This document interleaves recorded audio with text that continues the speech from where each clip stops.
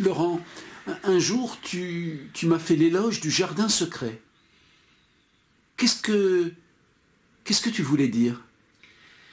Mais d'abord, j'ai toujours fonctionné comme ça, c'est-à-dire en ayant un métier alimentaire, puisque j'étais prof, non pas par choix, c'est parce qu'à un moment donné, vers l'âge de 19-20 ans, ayant fait des études qui m'y prédisposaient, il fallait bien que je gagne ma vie. Mais si on m'avait dit, est-ce que vraiment tu veux être prof? Est-ce que tu veux te lever parfois à 5 heures du matin pour aller affronter des classes de 35 élèves bruyants et qui ne t'écoutent pas, et ainsi de suite? J'aurais évidemment jamais de la vie. Et j'avais même une hantise de ce monde des adolescents, des banlieues, etc. Or, je l'ai fait pendant 30 ans et plus, presque 40, avec plaisir. J'ai beaucoup aimé mes élèves.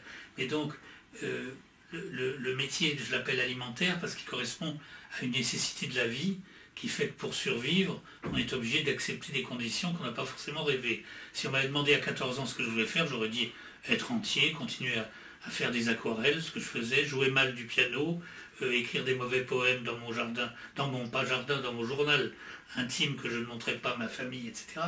Et donc j'aurais dit, dans l'idéal, j'aimerais devenir un écrivain, mais ayant conscience que j'étais pas bon. Donc c'était plus ou moins un rêve illusoire qui correspondait à rien, ou un mythe obsolète de l'écrivain. Et donc je n'aurais jamais choisi de devenir enseignant. D'autant que j'ai toujours détesté l'éducation nationale et la façon dont elle est organisée, et que je n'ai jamais aimé le monde des enseignants. Ça, je suis obligé de le dire. Je n'ai jamais été à l'aise avec le côté scolaire des gens. C'est même une chose que je déteste. Dès que quelque chose devient scolaire, que ce soit la religion, que ce soit l'art brut, que ce soit quoi que ce soit, dès que ça devient scolaire, ça m'est insupportable. Ça devient ridicule et ça perd sa fraîcheur et son côté créatif. Et donc, j'ai toujours développé en parallèle, alors pas par volonté non plus, par survie, comme un espace de respiration, une activité où je continuais, même si je ne le montrais pas, à écrire des mauvais textes, à faire de la mauvaise peinture, à jouer mal du piano, etc. Puis petit à petit, on s'installe dans la durée.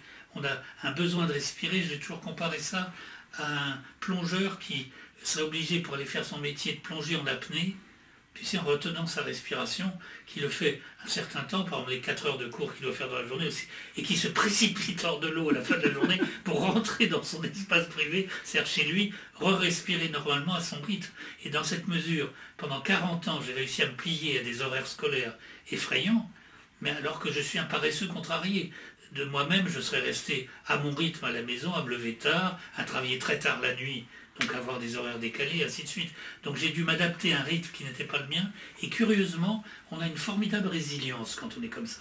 Parce que 40 ans ou 50 ans après, je m'aperçois que je ne m'y suis jamais habitué. Je ne suis jamais rentré dans le moule.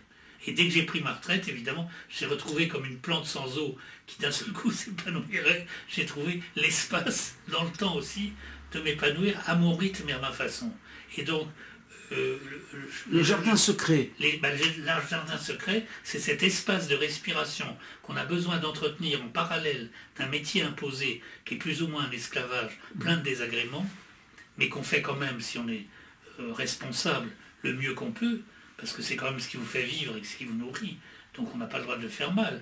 Mais ce jardin secret, c'est cet espace où on continue à dessiner, à peindre, à faire de la musique, etc. Même si on n'a aucun succès et qu'on n'arrive jamais à publier, ce qui a été mon cas pendant des années, et celui d'énormément de mes amis. Donc ce jardin secret, je constate que beaucoup de gens en ont un. Et à la fin de ma carrière au lycée de Nanterre, je m'étais aperçu de choses assez extraordinaires au point que j'avais fait un projet d'émission de radio sur le jardin secret. Je m'étais aperçu que des collègues que je croyais vraiment d'une grande banalité, en fait, avaient à leur façon un jardin secret qui n'était peut-être pas très très créatif, c'était peut-être pas des génies de la peinture ou de la musique, mais des choses quand même assez étonnantes. Par exemple, il y avait une dame qui tenait le centre de documentation, une dame assez effacée, un peu sourde, et dont les élèves avaient tendance à peut-être pas se moquer, mais ils ne la prenaient vraiment pas en considération. Et cette femme m'avait avoué un jour que dans sa famille, depuis très très longtemps, elle faisait une espèce de tapisserie brodée qui racontait toute la saga de sa famille. Autrement dit, comme la tapisserie de la reine Mathilde. Et malheureusement, elle ne me l'a jamais montré, on n'a pas eu le temps de se rencontrer pour ça. Et je me suis dit qu'il y avait des gens comme ça, qui malgré la banalité apparente qu'ils montraient dans leur métier dans le quotidien, menaient en parallèle une chose clandestine qu'ils ne montraient à personne, sans pour autant se prendre pour des artistes. Alors ça, c'est un cas de figure qu'on trouve énormément dans l'art brut, puisque très souvent les créateurs d'art brut sont des gens qu'un métier même humiliant, comme Marcel Storr, balayeur de feuilles à Bagatelle, au bois de Boulogne, et qui en parallèle, clandestinement, faisait des dessins extraordinaires. Donc c'est ça le jardin secret. Mais du coup, j'aurais envie de dire à l'inverse, aux artistes qui se prennent un peu trop au sérieux dans leur tour d'ivoire et dans leur atelier, et qui méprisent souvent le métier alimentaire, comme si effectivement, si on est un artiste, on ne va pas s'abaisser à être par exemple barman ou inspecteur de police, parce qu'on ne voit pas pourquoi un inspecteur de police, j'en connais un, ne ferait pas de la peinture.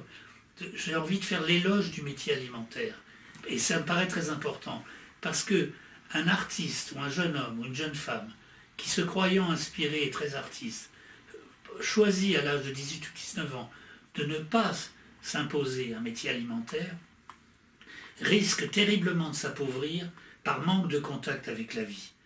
On finit par ne plus se lever le matin, on finit par ne plus rien donner à la société, et après on reste dans son atelier avec des peintures qui ne s'exposent pas et qui ne se vendent pas, et on se plaint du système marchand qui empêche les artistes de réussir. Mais si on avait d'abord l'humilité de se demander à quoi on est utile à la société avant de se prendre pour un peintre ou un musicien ou je ne sais quoi, ou un grand dramaturge, à ce moment-là peut-être qu'on prendrait le bon chemin. Et heureusement pour moi, c'est ce qui m'est arrivé de meilleur, d'avoir été obligé de prendre ce métier alimentaire de prof. Parce que de moi-même, j'avais une adolescence privilégiée, j'avais fait la rue d'Ulm. À la rue d'Ulm, on est payé à l'âge de 19 ans, on a un salaire. On peut rester 5 ans sans rien faire, ce qui a été mon cas, parce que comme j'étais brillant au départ, j'avais un bagage culturel qui me permettait de passer mes examens de fac sans travailler, parce qu'on vit sur son acquis. Et donc pendant 5 ans, je n'ai rien fait. Mais j'ai commencé à écrire d'innombrables pages jamais publiées dans mon journal. Donc j'ai commencé justement à bâtir l'embryon de ce jardin secret qui a été pour la suite de ma vie mon existence parallèle. C'est ce qui m'a permis de respirer. Donc j'étais prof le jour, clandestin la nuit. Mais les gens qui ne choisissent pas cette ascèse de passer par le métier alimentaire risquent terriblement de n'avoir plus rien à dire au bout d'un moment. Oui, d'accord, mais si tu avais été mineur, si tu avais travaillé, si tu avais été grutier, si tu avais été marin, c'est pas la même chose que prof agrégé, peut-être. Bien entendu, mais on en a parlé déjà. C'est justement, c'est une position très privilégiée qui fait qu'on peut avoir une sorte de mi-temps qui permet à la fois l'activité payée correctement, bien sûr, c'est un énorme privilège. Mais même marin et mineur, c'est ça qui est extraordinaire dans l'art brut, puisque je reviens à Marcel Storr, balayeur de feuilles au bois de Boulogne, technicien de surface. Eh bien, même dans ces exemples extrêmes, il y a des gens, s'ils ont en eux le démon de la création, ce besoin vital de s'exprimer pour vivre, pour survivre, eh bien, malgré les métiers les plus épouvantables, ils trouvent encore le temps, le soir épuisé, de prendre un bout de papier et de bâtir une œuvre.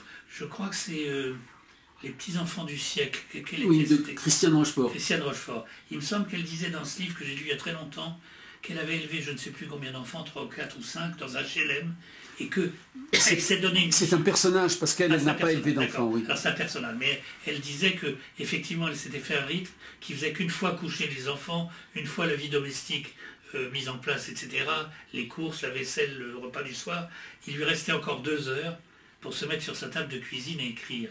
Or effectivement, si on a, et ça je le vois autour de moi depuis toujours, si on a vraiment ce besoin, on trouve ces 2 heures, quelle que soit sa vie. Mais ceux qui ne le trouvent pas, c'est que le besoin n'est pas assez fort. Et ça, je peux en donner 1000 exemples. Parce que j'ai vu trop de gens qui disaient « oui, mais moi, si j'avais plus de temps, si j'avais... » Et ça, c'est pas vrai.